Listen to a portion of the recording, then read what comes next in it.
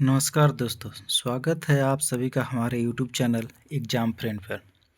आज की इस वीडियो में हम बीपीएससी एईडीओ 2025 के लिए एक महत्वपूर्ण प्रैक्टिस सेट का फुल डिस्कशन करने वाले हैं। आप सब जानते हैं कि एग्ज़ाम का डेट जारी कर दिया गया है, 10 जनवरी से स्टार्ट है। तो चलते हैं हम लोग अब सेट की प्रैक्टिस की ओर। हम इस सेट में हम आपको देंगे इंग्लिश और हिंदी का प्रैक्टिस सेट है, जिसमें आपको इसका फुल डिस्कशन कराया जाएगा। तो आप साथ साथ बने रहेंगे। तो चलिए चलते हैं। सामान्य भाषा का पहला भाग सामान्य अंग्रेजी है, तो इसको पहले देख लेते हैं। चलिए, पहला क्वेश्चन है, identify the segment in the sentence which contains the grammatical error. हमको इस सेंटेंस के वो सेगमेंट को चूज करना है जिसमें ग्रामेटिकल एरर है। सेंटेंस है, opening the door of the cage means free for the bird. क्या इसमें से कौन सेगमेंट गलत है, उसको चूज करना है। तो opening the door of the cage, इस लाइन में तो कोई गलती नज़र नहीं आ रही है।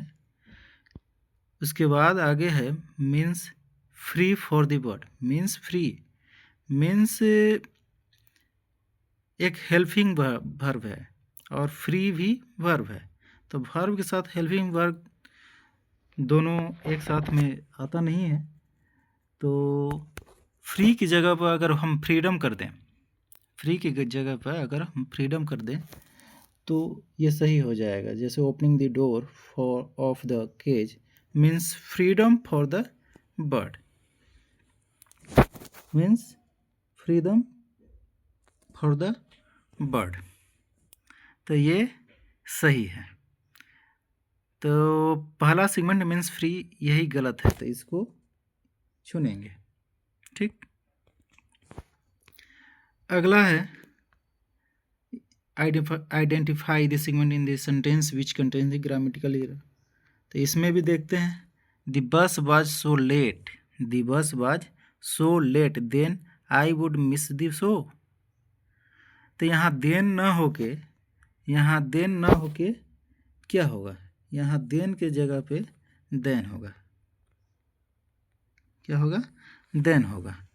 तो इस सेगमेंट में सो लेट देन ये गलत है, क्योंकि देन कंजक्शन के रूप में देन का प्रयोग होता है कंपैरिजन, तुलनात्मक के रूप में सेकेंड एलिमेंट को इंट्रोड्यूस करने के लिए देन का प्रयोग किया जाता है। आगे बढ़ते हैं। Select the most appropriate, select the most appropriate option to fill in the blank.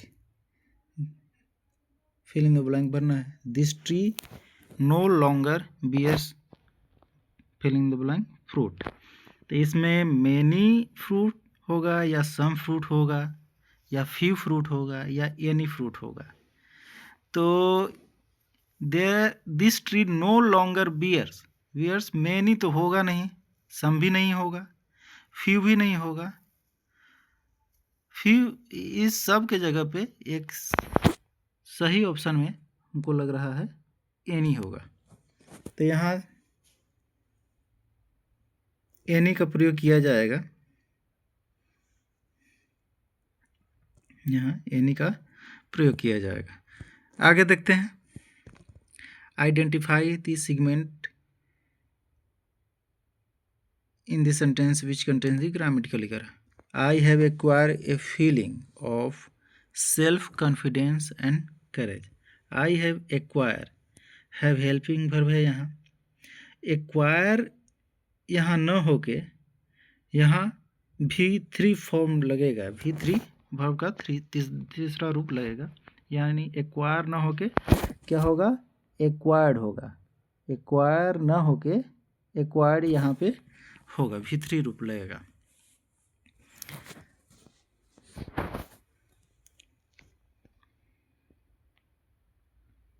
Acquire feeling जगह पर यानी सेकंड ऑप्शन होगा, इसी में ग्रामेटिकल एरर है। अब आते हैं आगे। Select the most appropriate antonym of the given word. Retrieve का एंटो यहाँ बताना है। तो रिट्राइव का मतलब होता है भूल सुधार करना या बचाना।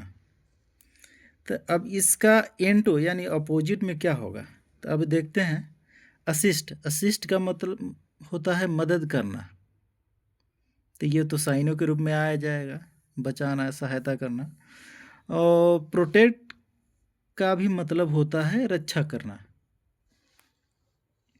रिस्टोर का मतलब होता है लौटाना, वापस देना या सुधारना। तो ना असिस्ट होगा, ना प्रोटेक्ट होगा, ना स्टोर होगा। तो यहाँ हो जाएगा डैमेज का मतलब होता है विनाश करना यानी बर्बाद करना। तो रिट्राइव का एंटो यानी बचाना, भूल सुधारना का एंटो हो जाएगा डैमेज यानी बर्बाद करना। क्या हो जाएगा? बर्बाद करना, डैमेज। आगे चलते हैं। Select the most appropriate synonym of the given word defect का मतलब होता है दोष या खामी। इसका साइनो खोजना है। तो फैक्ट अगर देखेंगे तो फैक्ट का मतलब होता है तथ्य या सच्चाई, तो ये एंटी हो जाएगा, दोष नहीं है। फ्लॉ का मतलब है खामी या दोष, फ्लॉ का मतलब है खामी या दोष। और यहाँ केयर का मतलब है देखभाल या ध्यान रखना। साउंड का मतलब है ध्वनि या आवाज़। तो यहाँ फ्लॉ सही ऑप्शन होगा।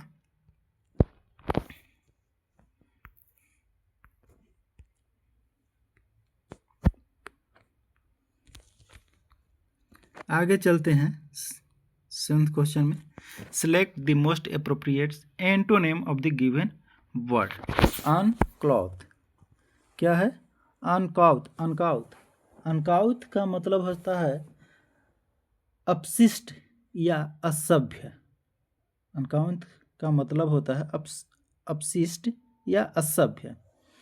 तो इसको एंटो खोजना है तो असभ्य का सभ्य होना चाहिए। केयरफुल देखते हैं तो इसका मतलब होता है सावधान या सतर्क। करेज का मतलब होता है कोर्स का मतलब होता है रूखा, मोटा या असभ्य। रिफाइंड का मतलब होता है परिष्कृत या शुद्ध। रिफाइंड का मतलब होता है परिष्कृत या शुद्ध। तो यहाँ ये ऑप्शन सही लगता है, रिफाइंड। जनरस का होता है उदार या दयालु। तो एंटो के रूप में रिफाइंड आएगा, अनकाउथ का रिफाइंड। आगे बढ़ते हैं। Select the most appropriate meaning of the underline item in the given sentence. तो आइटम दिया गया है इसके बदले में हमको वर्ड, एक परफेक्ट वर्ड सिलेक्ट करना है। Raman is a good mathematics but geography is his a heel. Achilles heels मतलब होता है दुखती रग या कमजोरी। दुखती रग या कमजोरी। तो कमजोरी या दुखती रग को हम कमजोरी यानी वीकनेस ही कहेंगे। तो यहाँ पे इसका परफेक्ट वर्ड में वीकनेस आएगा। क्या आएगा? वीकनेस आएगा, क्योंकि फोकस में तो होगा नहीं। फेवरेट तो वो सबसे पसंदीदा सब्जेक्ट के रूप में आएगा। स्ट्रेंथ मजबूती हो जाती है। चलते हैं आगे। Select the most appropriate option to fill in the blank. The travel agency has send the hotel reservation detail for what? Our, us, ourselves या आवर्स। तो ये यहाँ सबसे परफेक्ट होगा आवर हॉलीडे। किसका? Our holiday. आगे चलते हैं। Identify the segment in the sentence which contains the grammatical error. New furniture were ordered for the primary classes. New furniture were ordered for the primary classes. Primary classes. Furniture एक abstract noun है, तो abstract noun के साथ में where की जगह में was use होता है, यानी सिंगुलर वर्ब का प्रयोग होगा। तो वेयर सिंगुलर ना होके प्लूरल है, वर्ब के रूप में आता है। तो यहाँ क्या हो जाएगा, वाज हो जाएगा, यहाँ हो जाएगा वाज। तो यहाँ ऑप्शन एक सही होगा, इसमें खामी है। आगे, identify the segment in the sentence which contains the grammatical error. All time he attempt the marathon he was unable to complete it. All time का मतलब होता है हमेशा होने वाली, ऑल टाइम का मतलब होता है हमेशा होने वाली चीज़ के लिए ऑल टाइम का प्रयोग हो जाता है। He attempt the marathon he was unable to complete it. Marathon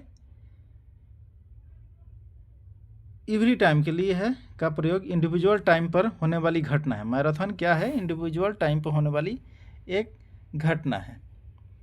all time यानी एवरी टाइम शर्त की स्थिति है। तो यहाँ आपको ऑल टाइम जगह होगा ऑल टाइम ही अटेम्प्ट।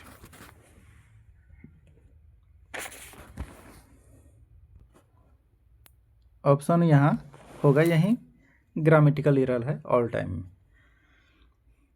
ऑल टाइम की जगह पर यहाँ एवरी टाइम होगा। ठीक है, आगे चलते हैं। Select the most appropriate option to fill in the blank.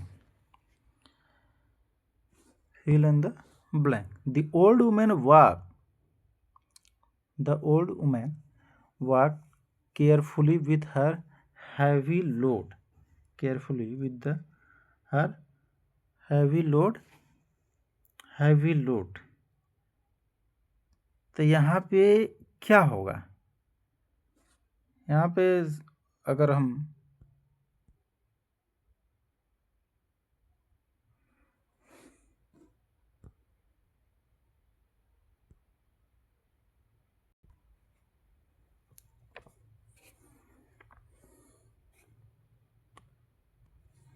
तो यहाँ अनलेस खाली स्थान में अनलेस की जगह अनलेस नहीं हो सकता है, यानी जब तक नहीं, यदि नहीं, अनटिल तब तक, लिस्ट। यहाँ सबसे अप्रोप्रिएट ऑप्शन होगा लिस्ट। लिस्ट मतलब होता है कहीं ऐसा ना हो कि हैवी लोड लेकर चल रही है बूढ़ी महिला, ऐसा ना हो कि कहीं वो गिर जाए। तो यहाँ कहीं ऐसा न ही आशंका ही यहाँ दिखाया जा रहा है, तो यही ऑप्शन सबसे बेहतर है। ठीक है, आगे चलते हैं। Select the most appropriate option to fill in the blank. The aircraft made a smooth landing. Aircraft made a smooth landing in the runway, on the runway, by the runway, into the runway. ना यहाँ by होगा ना यहाँ into होगा, ये दोनों तो होगा नहीं। इन the runway, on the runway. In the runway तभी यूज होता है जब वो रनवे में प्रवेश कर जाए, वो यानी एक स्टेबल स्थिति में आ जाए। लेकिन ये क्या है, एयरक्राफ्ट मेड लैंडिंग कर रहा है, तो लैंडिंग यानी अभी ऊपर में है, लैंडिंग करने की स्थिति में है, तो यहाँ इन ना होके ऑन होगा, तो ऑन द रनवे सही होगा। ठीक है, आगे चलते हैं। Select the most appropriate synonym of the given word. Ardent. Ardent, ardent का मतलब होता है उत्साही, प्रबल लगन वाला, जोरदार। ठीक, तो आगे इसमें देखते हैं फ्रीगिड। फ्रीगिड का मतलब होता है शीतल या ठंडा। तो शीतल या ठंडा इंसान उत्साही होगा नहीं। लेबोरियस यानी कठिन या श्रम साध्य वाला भी नहीं होगा। पैसिनेटेड, पैसिनेटेड मतलब होता है जुनूनी, अत्यंत उत्साही, बेहद लगन वाला। तो यहाँ ये पैसिनेट सबसे बेहतर ऑप्शन लग रहा है। आगे वाला देख लेते हैं। इंक्विजिटिव भी होता है, इसका मतलब होता है जिज्ञासु या जांच करने वाला। लेकिन यहाँ अर्डेंट यानी उत्साही, तो उत्साही की जगह पे ये इसका साइन हो जाएगा पैसिनेट, सबसे बेहतर। आगे चलते हैं।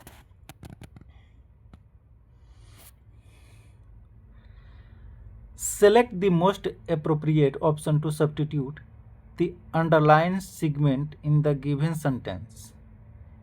If there is no need to substitute it, select no substitution. ठीक, दिया गया है this plan is going to benefit certainly all of us.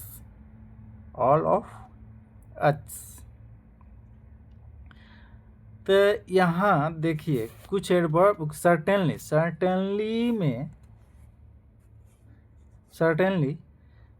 का मतलब होता है कुछ एडवर्ब वर्ब से पहले प्रयोग किए जाते हैं जिन्हें ये मॉडिफाइड करते हैं। अतः सर्टेनली गोइंग टू बेनिफिट सही यूज है। सर्टेनली गोइंग टू बेनिफिट सबसे सही ऑप्शन होगा। आगे चलते हैं। यहाँ भी सब्स्टिट्यूट करना है। He is not so a person that will beta A friend. So a person, यहाँ सो ए पर्सन दैट के स्थान पर सच ए पर्सन एज होगा। सच ए पर्सन एज का प्रयोग किया जाएगा, क्योंकि सच एज का प्रयोग किसी वस्तु, व्यक्ति की एक प्रकार के लिए किया जाता है। 17वां है select the most appropriate meaning of the underline item in the given sentence. Item दिया गया है इस सेंटेंस में, तो उसका बेहतर वर्ड ढूंढना है। If you are not careful your business will go to the dogs. Go to the dogs का मतलब होता है बर्बाद हो जाना, बुरी हालत में हो जाना। यानी कुत्तों के पास कोई भी चीज़ फेंको तो वो क्या कर देंगे, नोच डालेंगे, है ना। इसीलिए बोल रहा है गो टू द डॉग्स। इसका मतलब होता है बर्बाद हो जाना या बुरी हालत में हो जाना। अगर इसमें 4 गो ऑप्शन है, बी टेकन ओवर, कब्जा या नियंत्रण करने ला, ये तो होगा नहीं। बी रूइनेड, यानी रूइनेड मतलब होता है बर्बाद, नष्ट, खराब हो जाना, तो ये सबसे बेहतर लग रहा है बी रूइनेड। बी सक्सेसफुल, सफल हो जाता है। बी प्रॉफिटेबल, लाभकारी होना। यहाँ तो बिजनेस बर्बाद हो रहा है ना, तो रूइनेड हो जाएगा। ठीक है, आगे चलते हैं।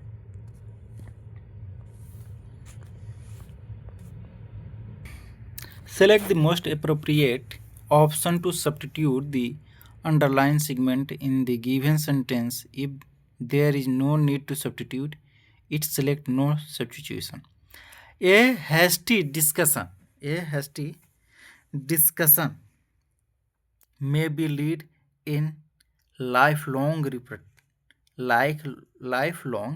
repentance. assertive sentence के मॉडल वर्ब के बाद वर्ब की बेस फॉर्म का प्रयोग होता है। यहाँ में बी लीड, यहाँ में बी क्या है, यहाँ may be lit, may be lit to के स्थान पे मे लीड टू होगा, मे लीड टू होगा। मे के बाद बी पैसिव वॉइस या कंटिन्यूअस टेंस में प्रयोग होता है, तो यहाँ मे बी नहीं होगा, मे लीड टू होगा। ठीक है, आगे चलते हैं। आगे दिया गया है दी burglar, the burglar used the ladder who lied on the courtyard। तो इसमें जब हम एक साथ सिंपल पास्ट और पास्ट कंटिन्यूअस टेंस का प्रयोग करते हैं, जब हम एक साथ सिंपल पास्ट या पास्ट कंटिन्यूअस का प्रयोग करते हैं, तो यह दर्शाता है कि simple past action past continuous action यानी जब हो रहा हो के मिडिल में होता है। अतः which was lying in the, सही यूज होगा, which was lying in the burglar use the ladder who lied, नहीं, which was lying in the courtyard, सही होगा। आगे चलते हैं।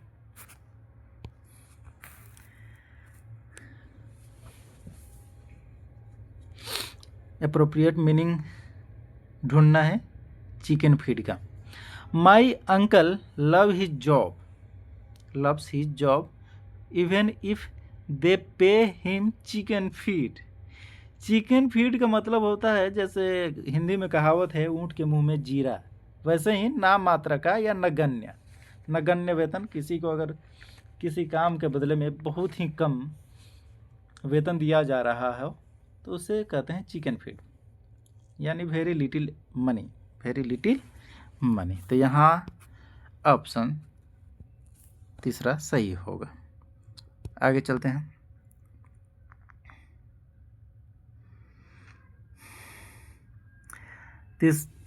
किस्मा I did not attend the meeting because I were not being invited. क्या ये सही है? तो यहाँ आई वेयर नॉट बीइंग नहीं होगा, आई यहाँ होगा। पास्ट परफेक्ट टेंस का प्रयोग उस एक्शन के लिए किया करते हैं जो पहले समाप्त होता है। बाद में समाप्त होने वाले कार्य को पास्ट इंडेफिनिट टेंस में लिखा जाता है। जैसे आई हैड नॉट बीन, कैसे लिखा जाता है? आई हैड नॉट बीन, ये सही होगा। अब आगे चलते हैं। सेलेक्ट द मोस्ट, यानी यहाँ परफेक्ट मीनिंग सेलेक्ट करना है। जैसे the midnight meeting seemed to involve some cloak and dagger activity. Cloak and dagger activity का मतलब होता है, क्लॉक एंड डैगर एक्टिविटी का मतलब होता है गुप्त। क्या होता है? गुप्त या गुप्तचर ढंग से। तो यहाँ देखते हैं, इसके 4 ऑप्शन दिए गए हैं। 4 ऑप्शन इसके दिए गए हैं। कौन कौन से ऑप्शन है? क्रूशियल का मतलब होता है अत्यंत महत्वपूर्ण या नाजुक। फन का मतलब होता है मनोरंजन। मिस्टीरियस का मतलब होता है रहस्यमय। और डिलाइटफुल का मतलब होता है बहुत सुखद या आनंददायक। तो यहाँ तो रहस्यमय ही होगा ना, मिस्टीरियस। क्या होगा? मिस्टीरियस। आगे चलते हैं। Select the most appropriate option to fill in the blank. I did not imagine that our team would क्या? वुड लूज या लॉस्ट। तो यहाँ मॉडल वर्ब है वुड के बाद वर्ब की बेस फॉर्म का प्रयोग होता है, तो यहाँ ना लॉस होगा, ना लूजिंग होगा, ना लॉस्ट होगा, तो यहाँ होगा लूज। यहाँ क्या होगा? लूज होगा। आगे चलते हैं।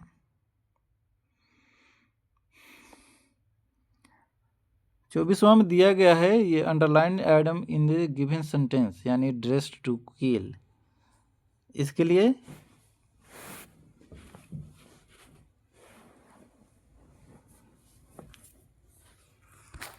सिलेक्ट करना है ये 4 ऑप्शन में से कि क्या होगा, इसका मतलब क्या होता है। तो दिया गया है the ladies at the ball were dressed to kill. Dressed to kill का मतलब होता है आकर्षक या प्रभावशाली तरीके से तैयार होना। तो इसका मतलब होगा dressed to attract attention. Dressed to attract attention क्या होगा? अटेंशन। प्रभावशाली तरीके से अगर हम सज रहे हैं, तैयार हो रहे हैं, तो वो किस लिए? अटेंशन के लिए। आगे select the most appropriate antonym of the given word. Aggravate. Aggravate. Aggravate का मतलब होता है चिढ़ाना, परेशान करना या बदतर तरीके से। तो 4 ऑप्शन है, इन चारों को देख लेते हैं। इंटीग्रेट का मतलब होता है एकीकृत करना, जोड़ना या मिलाना, तो ये होगा नहीं।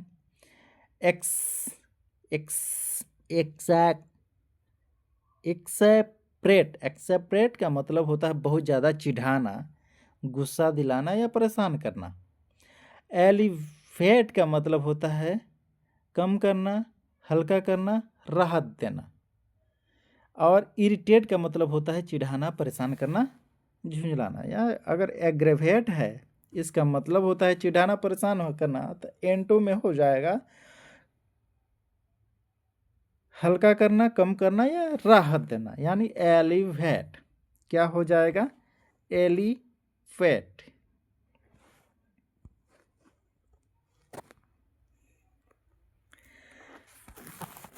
आगे चलते हैं। Select the word which means the same as the group of the given to shorten a piece of writing without losing the sense.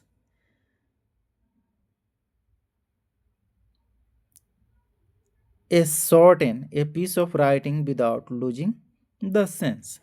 तो इसके बदले में एक वर्ड लिखना है, तो क्या होगा? तो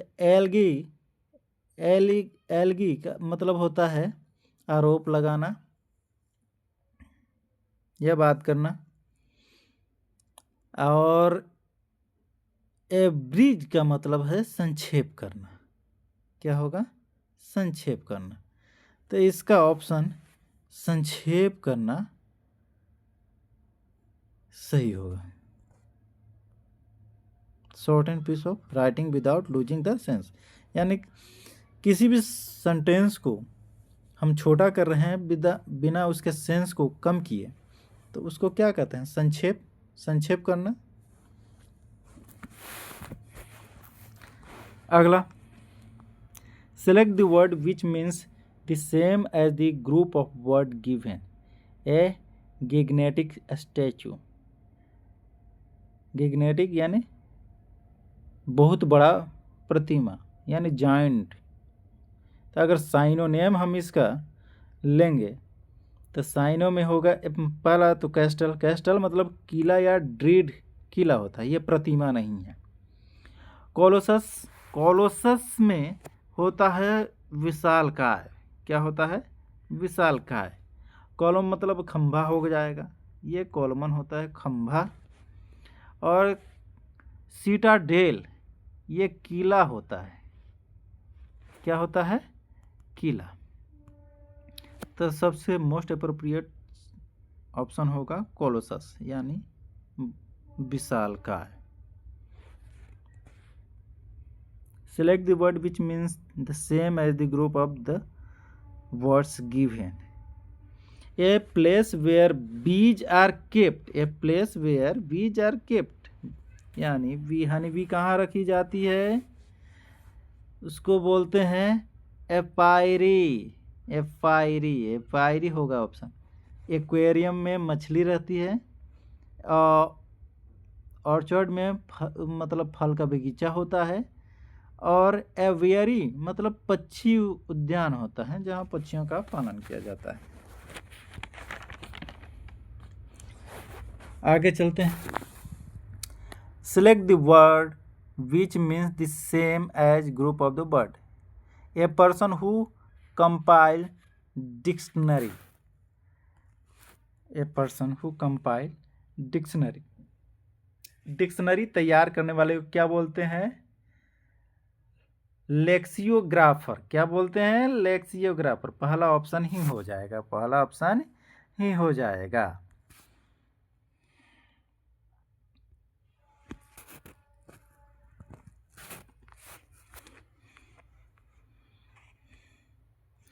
लेकिन इसका अगर दूसरा ऑप्शन देखें, कैलियोग्राफर। कैलियोग्राफर मतलब होता है, कैलियोग्राफर मतलब होता है सुलेखक, यानी हाथ से लिखने की कला में जो निपुण हो, यानी अच्छी हैंड राइटिंग वाला। और कोरियोग्राफर होता है डांस सिखाने वाला। और होता है कार्टोग्राफर का मतलब होता है मानचित्र बनाने वाला, मानचित्र बनाने वाला, जैसे भारत का मानचित्र। मेरे से तो बन नहीं रहा है। चलिए आगे।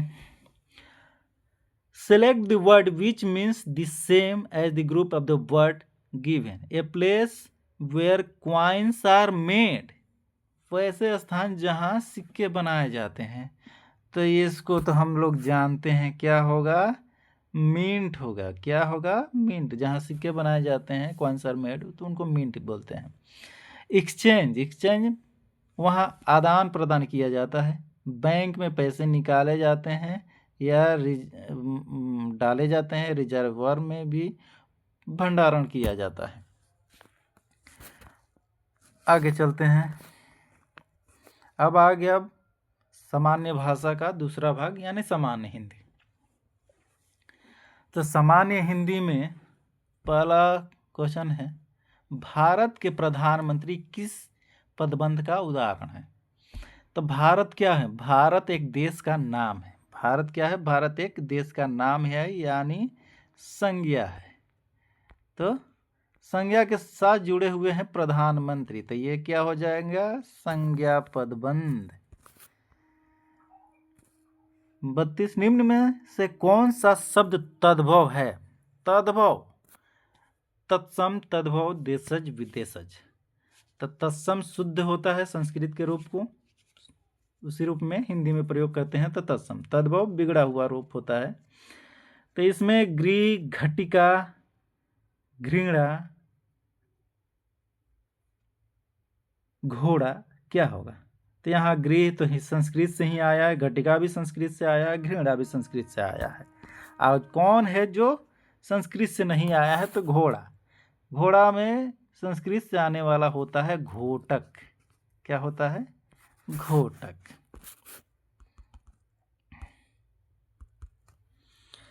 तीसरा, हफ्ता कैसा शब्द है। हफ्ता कैसा शब्द है। हफ्ता तत्सम है, देशज है, विदेशज है, या तद्भव है। तो हफ्ता न तत्सम है, न तद्भव है, और न ही देशज है। ये है तो क्या है, विदेशज। जैसे किताब, मकान, मस्जिद, रोजा, उपवास, तहरीर, लेखन, ये सब अरबी शब्द से आए हुए हैं। हफ्ता भी अरबी शब्द से आया हुआ, यानी यह विदेशज है। चौथा, अन्वय की दृष्टि से कौन सा वाक्य शुद्ध है। अन्वय की दृष्टि से कौन सा वाक्य शुद्ध है। तो पहला है, संचित ने दूध और रोटी खिलाओ। संचित ने दूध और रोटी खिलाओ, ये गलत होगा। संचित ने दूध और रोटी खिलाई, ये ठीक लग रहा है। संचित ने दूध और रोटी खिलाया, रोटी स्त्रीलिंग है तो खिलाया ना के खिलाई होगा। संचित ने दूध और रोटी खिलाई, ये भी गलत है। तो ऑप्शन क्या होगा, दूसरा सही होगा। ऑप्शन दूसरा सही होगा। क्या होगा? ऑप्शन दूसरा सही होगा। ऑप्शन दूसरा सही होगा। अगला, निम्न में कौन सा शब्द तत्सम है? निम्न में कौन सा शब्द तत्सम है? तो नींबू तत्सम नहीं है, लोहा भी नहीं है, नारियल भी नहीं है। तो तत्सम कौन है? लवण। लवण मतलब होता है नमक। ये संस्कृत से आया हुआ है, तो ये तत्सम शब्द है। आगे देखते हैं, संकल्प का संधि विच्छेद क्या होगा? संकल्प का संधि विच्छेद समधनकल्प, संधनकल्प, समधनकल्प, असंधनकल्प। तो इसमें हमारा सबसे बेहतर है सम, म का आधा रूप, और कल्प, संकल्प मिलकर बनता है। आगे है, अंतिम में किसका प्रत्यय का प्रयोग किया गया है? किस प्रत्यय का? अंतिम। अंतिम में किस प्रत्यय का प्रयोग किया गया है? अंत धन इम, इम प्रत्यय का प्रयोग किया गया है। किस प्रत्यय का? इम प्रत्यय का। गजानन में कौन सा समास है? गजानन कौन सा समास है? तो गजानन में समास होते हैं तत्पुरुष, अव्ययीभाव, कर्मधारय, बहुब्रीहि, द्विगु, द्वंद्व, ये इतने सारे समास होते हैं। तो अंतिम नहीं, हाँ, गजानन। गजानन, गजानन में इसका अगर अर्थ समझे तो गज धन आनन, यानी जिसका सिर हाथी का हो उसे गजानन कहते हैं। हाँ, गजानन हम कहते हैं भगवान गणेश को। किसको कहते हैं? तो गणेश को। तत्पुरुष भी नहीं होगा क्योंकि इसमें दूसरा पद प्रधान होता है। अव्ययी भाव भी नहीं होगा, द्वंद्व भी नहीं होगा। ये होगा तो क्या होगा? बहुब्रीहि, यानी इसके बदले में एक नया शब्द यानी आ रहा है गणेश। मैंने उसे देखा तक नहीं, वाक्य में क्रिया विशेषण है। मैंने उसे देखा तक नहीं, तो वाक्य में क्रिया विशेषण है। तो वाक्य में क्रिया विशेषण क्या है? देखना तो क्रिया हो गया, और तक नहीं, तक जो है वो हमारा क्या हो जाएगा? क्रिया विशेषण। तक क्या हो जाएगा? क्रिया विशेषण। तक हो जाएगा क्रिया विशेषण। सर्दी किस प्रकार की संज्ञा है? सर्दी किस प्रकार की संज्ञा है? सर्दी एक भावना है। क्या है? भावना है। सर्दी लगती है, वो कोई पदार्थ नहीं है, न जाति है, न व्यक्ति है। वो क्या है? एक भावना है। सर्दी लग रही है, ठंडी लग रही है, तो ये भाववाचक हो जाएगी। निम्न में से कौन सा शब्द स्त्रीलिंग है? कौन सा है शब्द स्त्रीलिंग? तो खुमार। खुमार, तुम्हारा खुमार, तुमको पे खुमार चढ़ गया है। खलिहान बड़ा है। खबर झूठी है, खबर पक्की है। खाका ये पुल्लिंग है, खबर स्त्रीलिंग हो जाएगी। वह आया और मैं गया किस प्रकार का वाक्य है? वह आया और मैं गया किस प्रकार का वाक्य है? तो ये वाक्य है संयुक्त वाक्य। कौन सा वाक्य है भाई? संयुक्त वाक्य है, पूर्णतः स्वतंत्र एक तो दूसरे से। ठीक है। आगे है, परामर्श में किस उपसर्ग का प्रयोग किया गया है? परामर्श में परा उपसर्ग का प्रयोग किया गया है। किस उपसर्ग का प्रयोग किया गया है? परा उपसर्ग का। उपसर्ग में बहुत सारे आते हैं, अन, अ, सु, दुस, प्र, नि, वि, परि, परि इत्यादि। तो इस परामर्श में परा उपसर्ग है। आगे, जहाँ सूरज निकलता है वहाँ अंधेरा गायब हो जाता है। वाक्य में जहाँ सूरज निकलता है किस प्रकार का उपवाक्य है? उप या वाक्य को अंग्रेजी में क्लाउज बोलते हैं। इस उपवाक्य में एक कर्ता होता है, एक क्रिया होती है। क्या होता है? एक कर्ता होता है, एक क्रिया होती है। तो जहाँ सूरज निकलता है किस प्रकार का उपवाक्य है? तो जहाँ सूरज निकलता है, तो जहाँ सूरज क्या है? कर्ता है, और निकलना क्या है? क्रिया है, ये अधूरा है। ठीक है, तो इसका ऑप्शन हो जाएगा क्रिया विशेषण उपवाक्य। सूरज निकलता है, सूरज की एक विशेषता है कि वो जब भी निकलता है, जहां भी निकलता है, तो अंधेरा क्या हो जाता है? गायब हो जाता है। तो यह एक क्रिया विशेषण उपवाक्य है। निम्न में से शुद्ध वर्तनी वाला शब्द क्या है? क्या है? प्रायोगिक, प्रायोगिक, प्रायोगिक, प्रायोगिक। तो इसमें सबसे शुद्ध है प्रायोगिक। हर्षिकार होगा गी में। टिकाऊ किस प्रकार का विशेषण है? ये संख्यावाचक नहीं है, परिमाण भी नहीं है, सर्वनाम भी नहीं है। ये है क्या? गुणवाचक। क्या है? गुणवाचक। ये गुण क्या है? ये टिकने वाला है, टिकाऊ है। आसन आसन शब्द युग्म का सही अर्थ क्या है? आसन का अर्थ तो बहुत सारे लोग जानते होंगे, होता है क्या? बैठने की जगह। यानी आसन का अर्थ क्या होता है? बैठने की जगह। कोई भी आसन बिछा देता है, आसन ग्रहण करें प्रभु, तो वही आसन है। अब बात है असन की। असन क्या है? असन मतलब होता है भोजन। असन मतलब होता है भोजन। तो भोजन कहाँ है और बैठने की वस्तु कहाँ है? तो ये है चौथा ऑप्शन में, भोजन और बैठने की वस्तु। भोजन और बैठने की वस्तु। 48वां, वह सर्वनाम का परिमाणवाचक विशेषण है। कौन सा है? वह का परिमाण क्या होगा? वह का परिमाण, वह क्या है? निश्चयवाचक सर्वनाम है जिसका परिमाण विशेषण उतना होगा। क्या होगा? वह का उतना। क्या होगा? वह का उतना। यह परिमाणवाचक विशेषण हो जाएगा। निम्न में प्रेरणार्थक क्रिया क्या है? वह क्रिया जो प्रेरणा दे के करवाई गई हो, जो करवाया जाता, खुद न करके जो दूसरे से करवाया जाता है, उसको प्रेरणार्थक क्रिया हो जाता है। जैसे पढ़ना तो है नहीं, उड़ना, गिरना भी नहीं है। फैलाना, फैलाना क्या है? हाँ, फैलाना क्या है? यह है प्रेरणार्थक, जहाँ कर्ता स्वयं किसी क्रिया को न करके दूसरे को क्रिया करने के लिए प्रेरित करता है। तो इसमें फैलाना सही होगा। आगे, पदक्रम की दृष्टि से कौन सा वाक्य शुद्ध है? पदक्रम की दृष्टि से कौन सा वाक्य शुद्ध है? नहीं मिल रही है मेरी खूबसूरत कलम। तो नहीं तो पहले नहीं आता है, क्रम तो इसका ठीक नहीं है। खूबसूरत कलम मेरी नहीं मिल रही है, ये भी क्रम ठीक नहीं है। इसमें सबसे अच्छा क्रम में आ रहा है मेरी खूबसूरत कलम।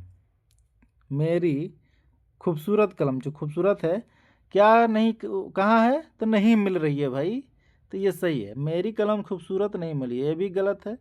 तो ये सारे गलत हैं। सही कौन है? तीसरा, मेरी खूबसूरत कलम नहीं मिल रही है।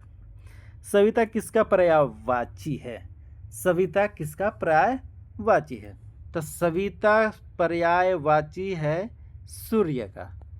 पर्यायवाची है सूर्य का।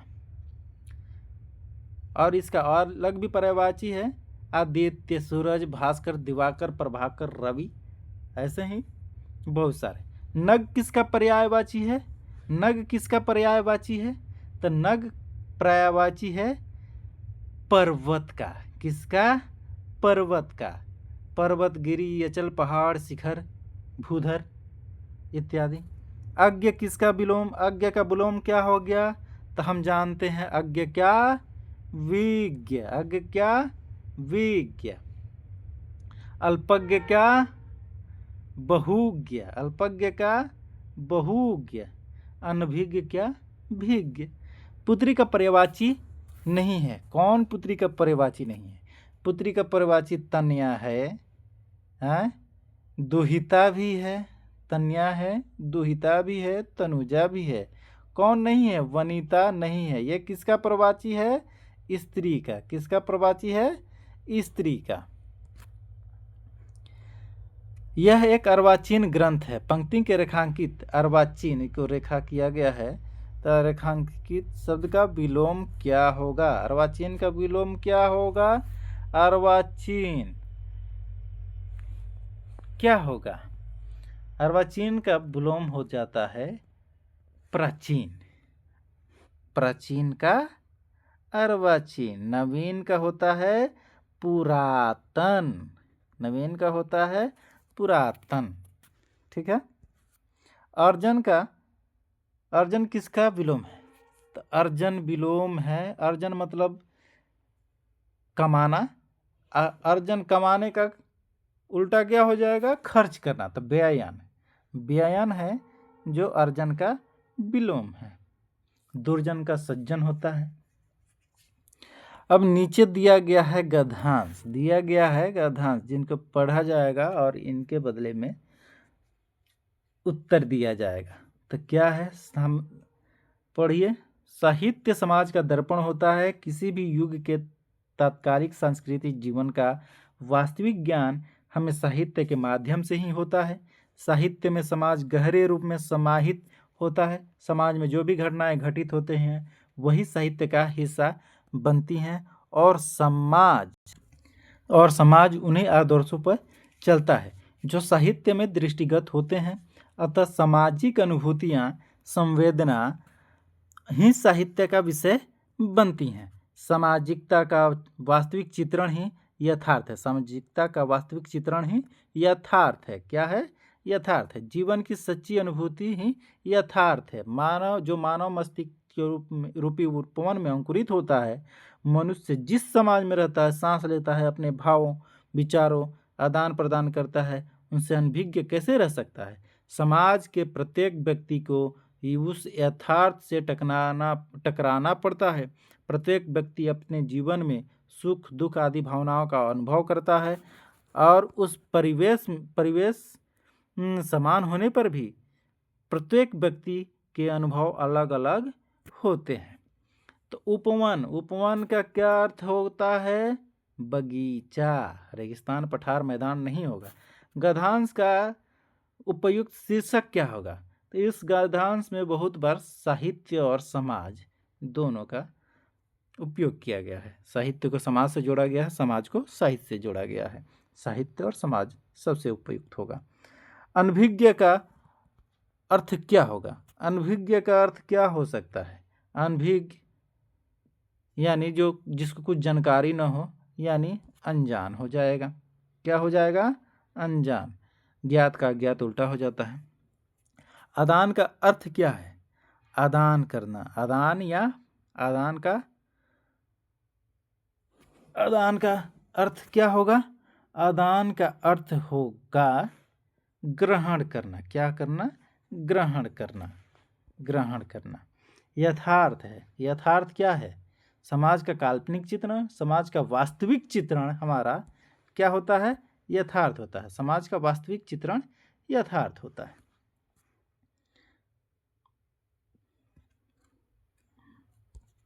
बासठ। दिए गए विकल्पों में से सही का चयन कर रिक्त स्थानों में भरें। विचार को सबके भीतर होते हैं। विचार तो सबके भीतर होते हैं, लेकिन उन विचारों को एक के क्या दिशा, पुष्टि, मार्ग, दृढ़ता क्या देना पड़ता है? विचारों को क्या देना पड़ता है? दिशा देना हर किसी के बस की बात नहीं होती है। विचार को दिशा दिया जाता है जो सबके बस की बात नहीं होती। जिस कृति के लिए कवि नागार्जुन को साहित्य अकादमी पुरस्कार मिला वह किस भाषा में रचित है? बाबा नागार्जुन हिंदी और मैथिली दोनों भाषा में लिखते थे, लेकिन इसमें हिंदी और मैथिली तो दोनों दिया गया है। तो इनको मैथिली का एक काव्य संग्रह है पत्रहीन नग्न गाँच के लिए 1968 में साहित्य अकादमिक सम्मान प्रदान किया गया। किसके लिए? यह मैथिली भाषा में है। पत्रहीन नग्न गाँच। बाबा नागार्जुन को आधुनिक कबीर भी बोलते हैं। बाबा नागार्जुन को आधुनिक कबीर भी बोलते हैं। क्रिया विशेषण के कितने भेद होते हैं? क्रिया विशेषण के 4 भेद होते हैं। क्रिया विशेषण के 4 भेद होते हैं। कालवाचक, स्थानवाचक, रीतिवाचक, परिणामवाचक। ठीक है। रिक्त स्थान भरे। धन, धन क्या खत्म हो जाता है तो सहयोगी वापस चले जाते हैं, गलत है। धन नष्ट हो जाता है, तन जर्जर हो जाता है, साथी और सहयोगी छूट जाते हैं, ये सही लग रहा है।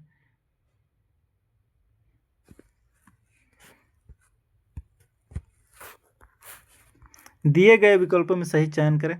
जम्मू कश्मीर उत्तर भारत का एक राज्य है जहां पर्यटन की संभावनाएं बहुत ही प्रबल है। क्या है? बहुत ही प्रबल है। गजेंद्र कभी विद्यालय नहीं गया, उसके लिए तो काला अक्षर, विद्यालय नहीं गया, अनपढ़ है तो क्या होगा? काला अक्षर भैंस बराबर होगा। निम्नलिखित में से महीना शब्द का अनेक वचन पहचानिए। तो महीना का क्या होता है? महीना का अनेक वचन हो जाएंगे महीने। वो महीने में अनुस्वार नहीं लगेगा, वो सिर्फ महीने होंगे। क्या होंगे? महीने होंगे। ठीक है। उचित एवं शुद्ध वाक्य पहचानिए। लड़कियां सेव खा रही हैं, गलत है। लड़कियों सेव खा रही हैं, ये भी गलत। लड़कियां सेव खा रही हैं, कौन खा रहा है भाई? लड़कियां सेव खा रही हैं, आम खाए तो भी ठीक है। 70 देखते हैं। यह देखिए अरविंद से शिशुवृंद कैसे सो रहे हैं। यह देखिए अरविंद से, यह देखिए अरविंद से शिशुवृंद कैसे सो रहे। इस वाक्य में किस अलंकार का प्रयोग किया गया है?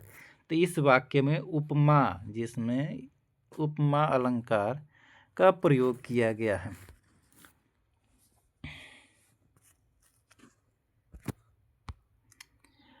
इकहत्तर, इन तिलों में तेल नहीं। इस लोकोक्ति का सही अर्थ निम्नलिखित में से कौन सा विकल्प होगा? तो इन तिलों में तेल नहीं, तो तिल में तेल नहीं तो वो तिल किस काम का? तिल में तेल नहीं तो वो तिल किस काम का?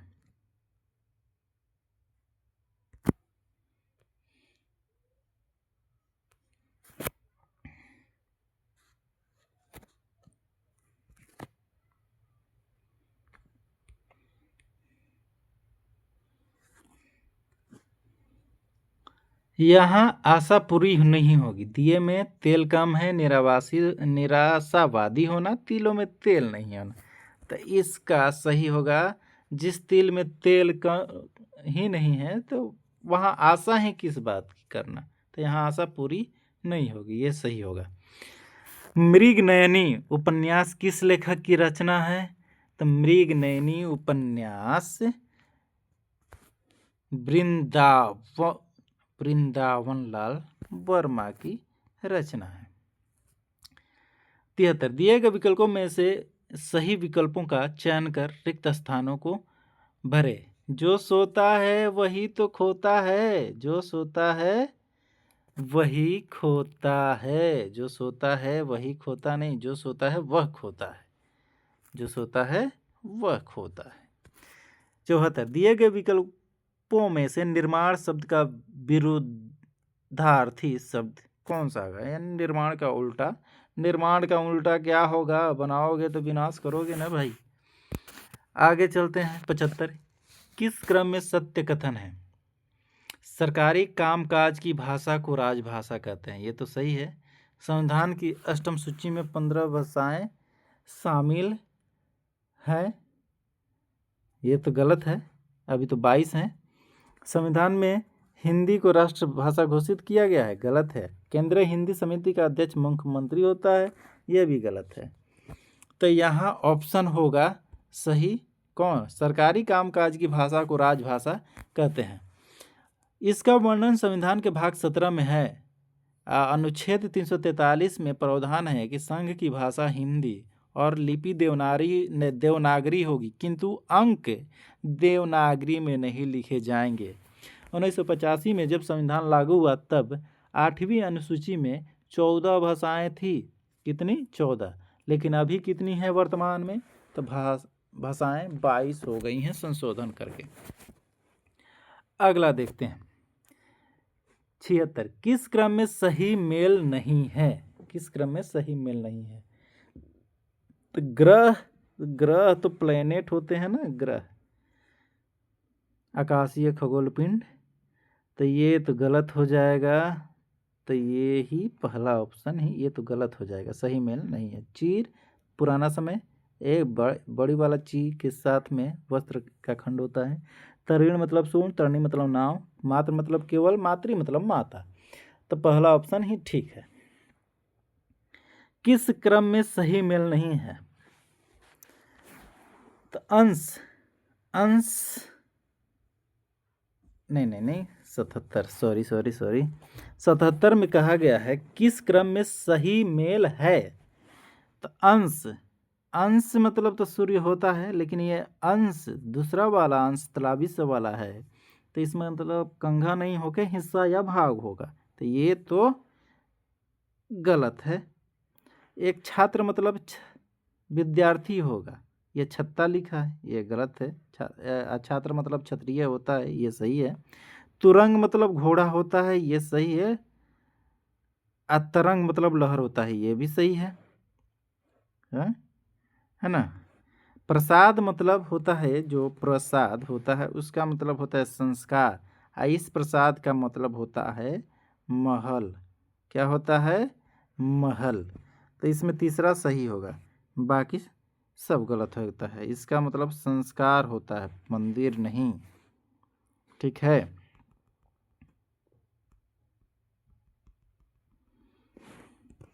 आगे चलते हैं। किस क्रम में अंतस्थ वर्ण नहीं है? तो अंतस्थ वर्ण 4 ही होते हैं, या, र, ल, व। यहाँ अंतस्थ वर्ण ह नहीं है।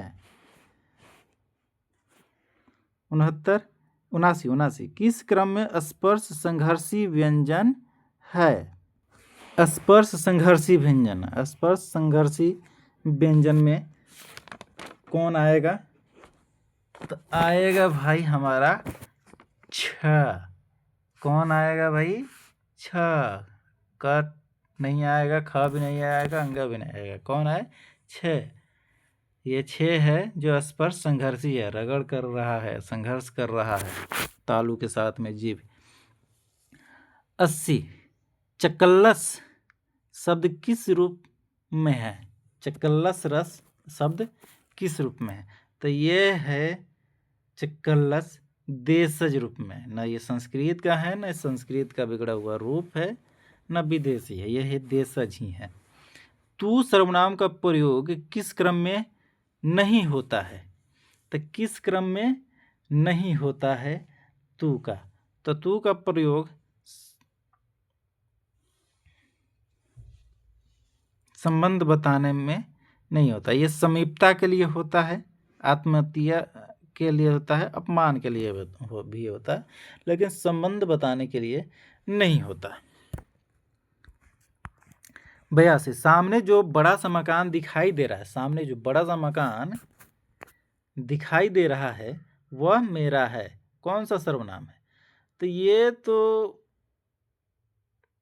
इसमें निश्चित कर दिया कि ये जो मकान है वो मेरा है, तो ये कौन सा सर्वनाम होगा? निश्चयवाचक ही होगा। 83 किन किन का नाम सूची में है, मैं प्रश्नवाचक सर्वनाम का भाव किस में है? तो प्रश्नवाचक का भाव तो भाई इसी किन किन में ही है। 84 ईमानदार व्यक्ति का सम्मान होता है में किस शब्द में विशेषण है? तो व्यक्ति विशेषण नहीं होता है, सम्मान भी विशेषण नहीं होता है, विशेषण क्या है भाई? तो ईमानदार। व्यक्ति की विशेषता क्या है? कि वह ईमानदार है। 85 बिहारी ने सतसई लिखी में सतसई शब्द में कौन सा विशेषण है? तो सतसई ये जो है समुच्चय का बोध करा रहा है। किसका बोध करा रहा है? समुच्चय बोध करा रहा है, तो इसलिए समुच्चय बोधक विशेषण है। 86 किस क्रम में परिमाण बोधक विशेषण है? परिमाण मतलब वो जो वजन बताए, किलो बताए, माप बताए, नाप तौल बताए, वही परिमाण बोल रहा है। तो आज मैंने अधिक खेले खा लिए, नहीं होगा। उस पुस्तक को पढ़ो, ये भी नहीं होगा। मोहन 2 किलो दूध पी गया। मोहन 2 किलो दूध पी गया, इसमें 2 किलो दूध वो परिमाण बता रहा है दूध का। सोहन 5 केले खा गया, ये संख्यावाचक बता रहा है। 5 केले संख्यावाचक, ठीक है। तो इसमें ऑप्शन होगा तीसरा, मोहन 2 किलो दूध पी गया। आगे चलते हैं 87। किस क्रम में सही समास विग्रह नहीं हुआ है? नीली है जो गाय नीलगाय होती है, ये तो नहीं है। नीली है जो गाय वो नीलगाय होती है क्या? तो नहीं भाई, नीली है जो गाय वो नीलगाय होती है, तो ये तो सही तो है। बैलों से खींची जाने वाली गाड़ी क्या कहलाती है? बैलगाड़ी। क्रोध रूपी अग्नि क्रोधाग्नि कहलाती है। 9 है जिसमें विधियां, तो 9 विधि नहीं होगा ये। जिसमें 9 आएगा तो ये 9 भी आना चाहिए, 9 विधि। लेकिन ये 9 है, ये नया वाला 9 है। क्या वाला है? नया वाला 9 है।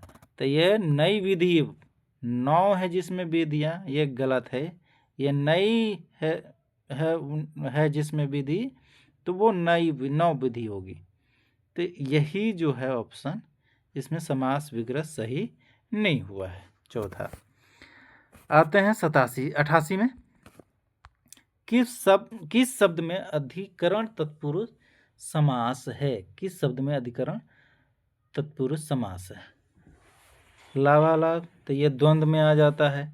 अश्वारोही, अश्व पर आरोही, अंतिम पद प्रधान होता है अश्वारोही, तो अंतिम पद प्रधान में ये तत्पुरुष नहीं आएगा। अंतुप्रप में, त्रिवेणी में ये भी द्विगु है, सुमुखी अच्छा मुख वाला है। तो अश्वरोही है, अधिकरण तत्पुरुष समास है। 89। किस क्रम में सुमेल नहीं है? किस क्रम में सुमेल नहीं है? तो कनफटा द्वंद्व नहीं होगा, कनफटा द्वंद्व नहीं होगा। ये कर्मधारय समास है। कौन सा है? कर्मधारय। द्वंद्व में दोनों पद प्रधान होता है। चक्रपाणी बहुब्रीहि समास है, सही है। दोपहर द्विगु समास है, सही है। कार्य निपुण अधिकरण तत्पुरुष समास है, सही है। लेकिन जो कनफटा है ये गलत है, यही ऑप्शन सही होगा, ठीक है। 90 बोल रहा है, वीरों ने देश के हेतु बलिदान दे दिया में कौन सा कारक है? कर्ता ने कर्म को करण से संप्रदान अपदान से संप्रदान को के लिए, संप्रदान को के लिए यानी देश के लिए। तो इसमें संप्रदान कारक हो गया, देश के लिए बलिदान होना संप्रदान कारक है। 91। कौन सा क्रम सही नहीं है? पेड़ से पत्ता गिरा करण कारक है? नहीं, ये अलगाव का बोध करा रहा है। ये किसका बोध करा रहा है? अलगाव। अलगाव जहाँ भी बोध कराएगा वो अपदान कारक हो जाएगा, तो ये गलत है, यही ऑप्शन होगा। 92। किस क्रम में अकर्मक क्रिया नहीं है? किस क्रम में अकर्मक क्रिया नहीं है? युवक टहल रहा है, ये अकर्मक क्रिया है। रमेश ने मुझे पत्र लिखा, रमेश ने मुझे पत्र लिखा, ये सकर्मक क्रिया है। हरदेव सोता है, यह कर्मक क्रिया है। इसमें शेखर कार में चलता है, इसमें भी अकर्मक क्रिया है। लेकिन रमेश ने मुझे पत्र लिखा, ये सकर्मक क्रिया है। मुझे पत्र लिखा सकर्मक क्रिया है। 93। कमला ने शांति को पुस्तक दी, कौन सी क्रिया है? कमला ने शांति को पुस्तक दी, तो कौन सी क्रिया है? शांति को पुस्तक दी। इसमें 2 को कर्म आ रहा है, शांति और पुस्तक। ये द्विकर्मक, पूर्ण द्विकर्मक क्रिया है। कौन है? पूर्ण द्विकर्मक क्रिया है। 94। कौन सा क्रम सही नहीं है? कौन सा क्रम सही नहीं है? तो मामा ने मुझे साड़ी दी, द्विकर्मक क्रिया। मामा ने मुझे साड़ी दी, द्विकर्मक क्रिया, ये सही है। चिड़िया उड़ रही है, कर्मक क्रिया, सही है। वह चालाक निकला, सकर्मक क्रिया, ये गलत है। पुलिस ने चोर पकड़वाया, प्रणर्थक, ये सही है। तो हमारा तीसरा ऑप्शन सही हो जाएगा। 95, किस क्रम में अ उपसर्ग नहीं है? तो अनैतिक, नैतिक का अनैतिक इसमें है, निद्रा अनिद्रा इसमें है, निर्वाच्य अनिर्वाच्य इसमें भी है, लेकिन जो ये अनन्य है, ये अनन्य एक पूर्ण शब्द है, इसमें कोई उपसर्ग नहीं है। ऑप्शन ए सही होगा। 96, अन उपसर्ग किसका घोतक है? अन उपसर्ग किसका घोतक है? तो अन में अभाव और निषेध को बताता है। किसको बताता है? अभाव और निषेध को बताता है। 97, किस क्रम में भाववाचक संज्ञा तद्धित प्रत्यय नहीं है? तो तद्धित प्रत्यय नहीं है, तो एकांतर ये तद्धित प्रत्यय है, न्यायिक भी तद्धित प्रत्यय है, मधुरिमा भी तद्धित प्रत्यय है, लेकिन ये जो फिरौती है ये क्या है? क्रिया है। क्या है? क्रिया है। आगे 98, किस क्रम में क्रियाबोधक कृत्य प्रत्यय है? तो चलता हुआ, चलना क्रिया है, तो चलता हुआ क्रिया बोधक है। कुम्हार, कथनीय, मध्यांतर नहीं होगा। अब आते हैं 99, किस क्रम में संधि का सही प्रयोग नहीं हुआ है? तो संधि का सही प्रयोग नहीं हुआ है। शब्द प्लस इतर, शब्देतर सही है। अनुधन दित, ये तो गलत लग रहा है भाई। अन धन उदित होगा तब अनुदित होगा ना। रजनी धन इस, रजनी सही है। अहम धनकार, अहमकार भी सही है, यानी ऑप्शन 2 होगा। 99, व्यंजन संधि का सही उदाहरण किस में है? व्यंजन संधि का सही उदाहरण किस क्रम में है? तो व्यंजन संधि का सही उदाहरण, तो सुउक्ति, ये स्वर संधि आएगा। हित धन इच्छा, ये भी स्वर है। शुभ धन इच्छा स्वर है, लेकिन सम धन गठन, ये म और ग दोनों व्यंजन है। म और ग दोनों व्यंजन है, तो ये सम धन गठन संगठन व्यंजन संधि का सही उदाहरण है। चलिए, ये तो समाप्त हो गया 100 गो सामान्य भाषा का। तो ऐसे ही बीपीएससी एईडीओ 2025 की तैयारी के लिए, 2050 बोल रहे हैं, 2025 की तैयारी के लिए ऐसे ही प्रैक्टिस सेट और फुल डिस्कशन पाने के लिए अभी आप एग्जाम फ्रेंड चैनल को सब्सक्राइब करें, वीडियो को लाइक करें और अपने दोस्तों तक शेयर करें। धन्यवाद।